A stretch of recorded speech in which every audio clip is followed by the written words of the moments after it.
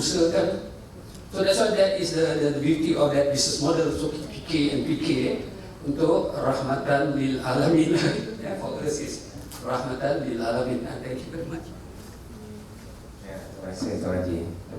Baik, I think we more question and answer. Pasal kita pun baru mendorong kali konsep yang kecil ni. Soalan tak jawab. Okay, I think ada pertanyaan mengenai apa ni unit business management retail and talking about Islamization of the management retail. Kita ada apa nama ni head of department business di sini. I think untuk mendapatkan kerjasama we can have a collaboration with the university. In fact, we have to talk about histories. In the 1983, when the university was established, and when we talk about Islamic finance at that time, okay, one of the things that saya selalu cakap lah, one of the contribution, very very important contribution of the university pada tahun 1980. Kalau kita tengok pada bank-bank di Malaysia, semua bank, most of the bank are conventional bank. Apa yang universiti telah lakukan, kita telah menyelamatkan umat Islam daripada terpaksa menggunakan bank konvensional. Sekarang mereka dapat menggunakan bank-bank Islam. So daripada terjerumus kepada dosa, kita telah menyelamatkan umat-umat Islam di Malaysia dan juga di dunia, ya, daripada terpaksa menggunakan apa nama ni, ribawi punya sistem. So that's the main contribution of the university.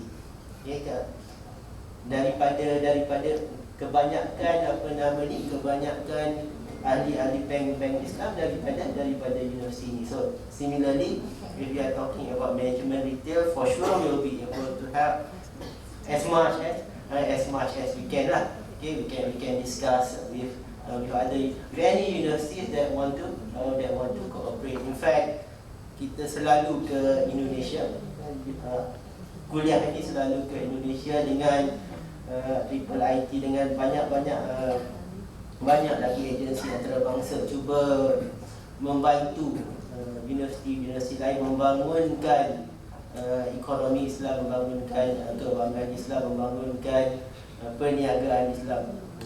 So hopefully we'll be able to have. Okay, we have a lot of collaboration with Canex di Indonesia. Okay, kalau tengok kepada head of department yang berada, kita pun ada WhatsApp gombak, okay, di alumni yang graduated daripada kuliah ekonomi dan management sciences di sini, yang telah membantu perkembangan ekonomi Islam di Indonesia. Kalau tengok pada apa nama ni, roadmap ekonomi Islam di Indonesia pun, we have a lot of alumni kita yang membantu membangunkan roadmap plan pembangunan ekonomi Islam di Indonesia. So for sure we'll be able to have. So tadi we have the discussion with regard to the apa nama ni, micro and macro perspective of this M-Kitchen. So for sure M-Kitchen merupakan satu yang micro. Kita telah the issue di Malaysia is that kalau kita bercakap mengenai zakat, wakaf, the term, kalau kita nak menggunakan term wakaf itu merupakan satu isu. Sebab anything about zakat atau wakaf yang berkenaan dengan Islam, it is under sultan, bawah sultan. Dan bila dia bawah sultan, dia akan berada di bawah setiap negeri. Setiap negeri ada undang-undangnya sendiri, okay, mengenai Islam lah. Kalau di Selangor, kalau kita hendak menggunakan zakat dan wakaf, we have to communicate dengan Jabatan Agama Islam Selangor. Kalau dengan wilayah, dengan JAKIM, Jabatan Kemajuan Islam Malaysia, here we are in Kedah, then it is under Kedah. Okay, and semuanya the head ada sultan. So we have a discussion dengan JAIS, dengan Selangor, we have discussion with other states, but then in a way they are not really interested lah dengan with the M-Kitchen concept. But we try. Because the thing is that kalau dekat Selangor, they also have similar programs yang cuba membantu asnaf untuk keluar dari kemiskinan. They have a lot of different programs, and then their fundings are much bigger. Okay, but the thing is there are a lot of gap. So M-Kitchen is filling some of the gap, and kita menggunakan mengabdikan diri kita sendirilah untuk membantu masyarakat especially di kawasan Gombak ni lah.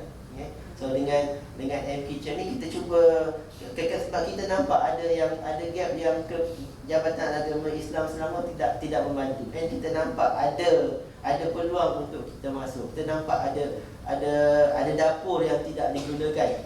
So bila dapur tak digunakan, kita cuba menggunakan dapur itu. So dapur itu akan digunakan oleh asnaf untuk membantu asnaf. So kita cari gap tu, dan kita cuba, memang Jabatan Agama Islam sama ada program dia lah. So sekarang ni kita cuba tengok bahagian mana yang kita boleh masuk untuk membantu. So hopefully kalau Jabatan Agama Islam Selangor dapat bagi funding lagi bagus lah. So that we'll have more funding to help the people. Okay? But they also have their own KPI. Bukan cakap KPI. They also have their own KPI that they have to fulfill. So maybe those are some of the reason lah. So that's the thing. So yang kita buat sekarang ni memang from the micro side. So we want to go to the macro side untuk lebih besar. Cuma sekarang ni nak cuba jual lah benda our idea, so that we'll have penerimaan daripada yang lain lah, daripada zakat, daripada wakaf dan negeri. Yeah, so that's the thing. In term of sukuk semua tu, from the government perspective, because I have a lot of discussion with EPU currently, their model is that in English they say that they want to give the rod rather than to give the fish. So that's at the economic planning unit punya perspective, that's what they are trying to do. In fact, kalau tengok minggu lepas, what they have this program, what they want to do is they want to give land yang tidak, tanah kerajaan yang tidak digunakan. Dia akan bagi tanah itu kepada orang miskin untuk menggunakan tanah itu secara free, percuma. Semasa mereka menggunakan tanah itu, dia akan dapat allowance. And then bila apa yang dah ditanam di tanah itu dah membesar, boleh dijual, they will be able to get profit from that, and then there's going to be training lah macam mana nak menjual. Kalau dia tanam cili, macam mana nak jual cili. Kalau dia tanam sayur, macam mana nak jual sayur. So that is from the government perspective, the macro perspective. That's where they are, and that's where they are going. Okay, thank you panjang lebar explanasi dekat kita. I think the time is not in our favor. Cemburui kita. We are half an hour behind time actually. Kita kena pergi ke M-Kitchen sekarang, insyaAllah. Jadi Bapak Ibu, segala soalan-soalan tu kami buat nota, dan we will get back to Pak Hendra atau kita akan sambung dari MOU dan sebagainya.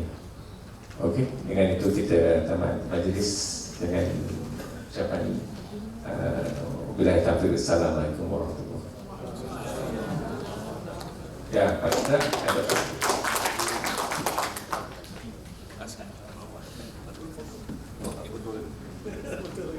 Pak Hendra ada sarahan apa lagi? Oh ya, okey. Semua apa tu? Gambarkan foto semua. Oh, boleh. Okey, one photo.